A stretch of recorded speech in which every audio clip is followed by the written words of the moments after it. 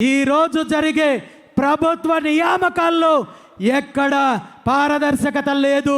వీళ్లకు కావాల్సిన వాళ్ళకి పైకి ఒక ప్రక్రియ చూపించి లోపల పూర్తిగా ఉద్యోగాలను అమ్ముకునే పరిస్థితి ఉంది తప్ప ఈ రాష్ట్రంలో చిత్తశుద్ధి నిజాయితీ ఏమాత్రమో ఉద్యోగ నియామకాల్లో ఏ ప్రభుత్వానికి లేదనేది మనందరికీ తెలుసు.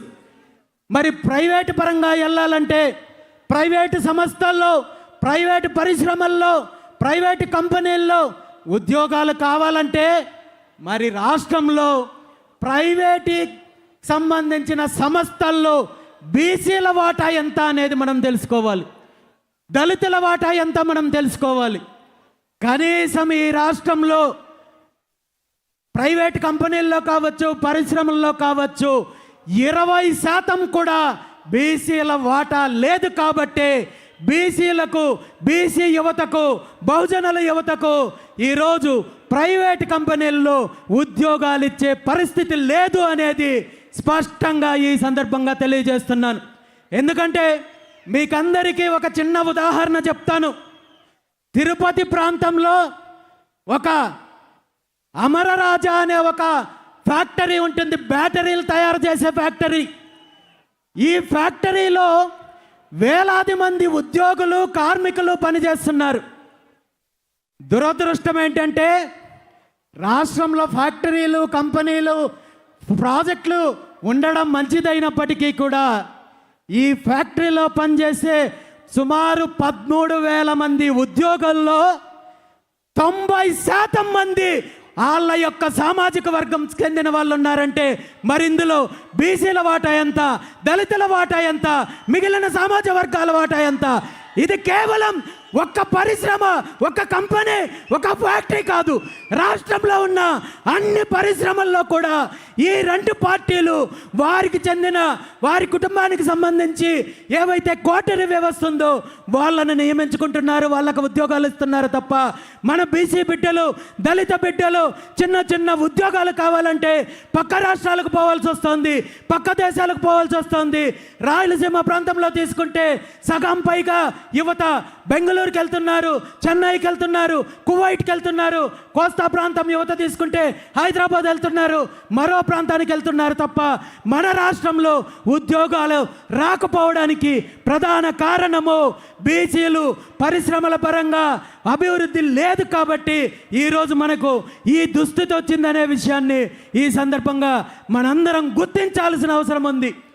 అదేవిధంగా బీసీలు ఎదుర్కొంటున్న ప్రధాన సమస్యల్లో తీసుకుంటే ఇప్పుడు ప్రభుత్వంలో ఉన్న ఉద్యోగుల యొక్క దుస్థితి ఎలా ఉందో కూడా మనం చర్చించుకోవాల్సిన అవసరం ఉంది.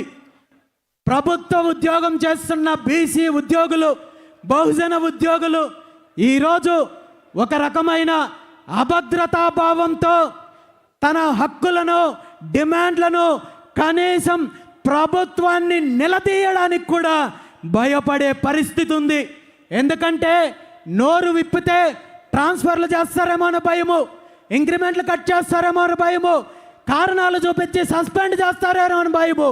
ఉద్యమం చేస్తే తన జీవితాన్ని, తన కుటుంబము రోడ్డు మీదకి వస్తుందనే భయంతో ఈరోజు బీసీ ఉద్యోగస్తులు అనేక డిమాండ్లు, న్యాయపరమైన డిమాండ్లు ఉన్నప్పటికీ కూడా నోరు మెదపలేని పరిస్థితి ఈరోజు బీసీ ఉద్యోగుల్లో ఉంది.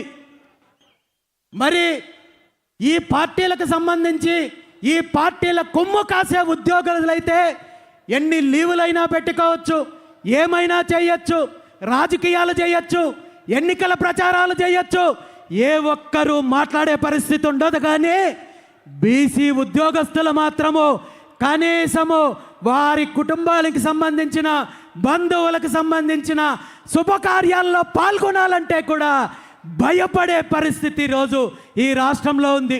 ఈ సందర్భంగా రాష్ట్రంలో ఉన్న బీసీ ఉద్యోగులందరికీ కూడా నేను ఒక్కటే తెలియజేస్తున్నాను, మీ హక్కుల కోసం, మీ డిమాండ్ల కోసం, న్యాయపరమైన డిమాండ్లు ఏవైతే ఉన్నాయో వాటికి మీరు పోరాటానికి సిద్ధమైతే మీకు అండగా నేనుంటాను, బీసీవై పార్టీ ఉంటుందని చెప్పి ఈ సందర్భంగా మీ అందరికీ మాటిస్తున్నాను. అదేవిధంగా ఈరోజు ఇంకా సామాజికంగా ఈ రాష్ట్రంలో బీసీల పరిస్థితి ఎలా ఉందో మనం చూడొచ్చు.